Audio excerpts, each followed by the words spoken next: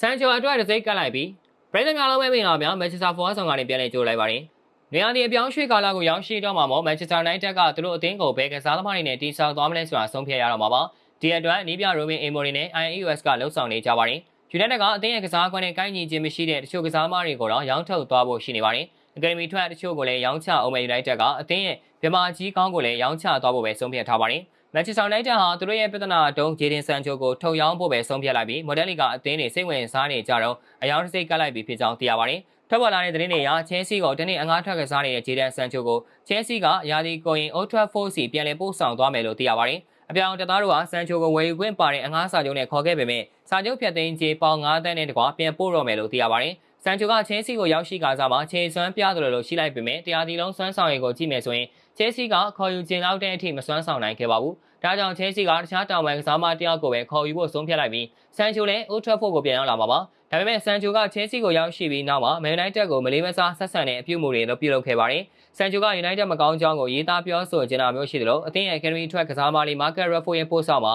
လွတ်လပ်မှုလို့ကွန်မန့်ရေးခဲ့တဲ့အတွက်ပြည်သက်တွေကစိတ်ချင်ပေါက်ပြီးလွတ်လပ်ရေးဖခင်ကြီးလို့တောင်ခေါ်နေကြပါတယ်။ဆန်ချိုကအပြုအမူပိုင်းဆိုင်ရာပြဿနာရှိတဲ့ကစားမမျိုးဖြစ်ပြီးနီးပြတဲ့အပေါ်မှာလည်းဂလန်ကဆန်ဆက်ဆံတတ်ပါသေးတယ်။ဒီတော့အသင်းမှာထားရင်လူငယ်တွေအတွက်နမူနာယူစရာမကောင်းတဲ့အဝေလဲကန်းဖားတဲ့တကောင်လည်းဖြစ်လာနိုင်ပါတယ်။ဆန်ချိုကိုယူနိုက်တက်ကအသင်းမှာခေါ်ထားဖို့အစီအစဉ်မရှိတဲ့အခါနေရာဒီမှာအယောင်စင်းပြန်တင်သွားဖို့လည်းဆုံးဖြတ်ထားပြီးသားဖြစ်ပါတယ်။ဒီတော့ဆန်ချိုအတွက်ဝယ်လက်ရှာဖွေနေရပြီးလောလောဆယ်နောက်ဆုံးစိတ်ဝင်စားနေတဲ့အသင်းကလီဗာပူးဆင်လို့လည်းသတင်းထွက်နေပါတယ်။ United ဘက်ကတော့သူတို့ရဲ့ဆန်ချိုကိုရောင်းမထွက်မှာစိုးရိမ်တာမို့ပြောင်းရွှေ့ခြင်းပေါင်30နဲ့တတ်မှတ်လိုက်ကြောင်းသိရပါတယ်။ဒါမှလီဗာပူးဆင်ကနေကမ်းလှမ်းလာမယ်လို့လည်းမျှော်လင့်နေကြောင်းသိရပါတယ်။ဒါပေမဲ့ဆန်ချိုကိုတခြားအသင်းတွေကခေါ်ယူဖို့ဆိုရင်နောက်ထပ်ပြဿနာတစ်ခုတော့ရှိနေပါသေးတယ်။ဆန်ချိုကတပတ်ကိုလစာပေါင်2သိန်းခွဲရရှိနေတဲ့ကစားမတစ်ယောက်ဖြစ်ပြီးသူ့ရဲ့မြန်မာတဲ့လောက်ခလစာကခေါ်ယူခြင်းနဲ့အသင်းတွေအတွက်ဝင်တော့ဝင်ဖို့တစ်ခုဖြစ်နေမှာလည်းဖြစ်ပါတယ်။ဒီတော့ဆန်ချိုကအသင်းပြောင်းခြင်းနဲ့ဆိုရင်သူ့ရဲ့လစာကိုရှော့ယူပေးဖို့လည်းလိုအပ်နေပါတယ်။ဆန်ချိုကသူ့ရဲ့ professional ကစားမဘဝကိုဘွန်ဒက်လီဂါမှာစတင်ခဲ့ပြီးဒေါမွန်အတွက်အကောင်းဆုံးပေးဆက်ကစားခဲ့ပါတယ်။ဆန်ချိုက2021နေရာဒီမှာ United ကိုပေါင်83သန်းနဲ့စတင်ပြောင်းရွှေ့လာခဲ့ပါတယ်။ဆန်ချိုရဲ့ United ကစားမဘဝကတော့အောင်မြင်မှုတွေမရရှိခဲ့တယ်လို့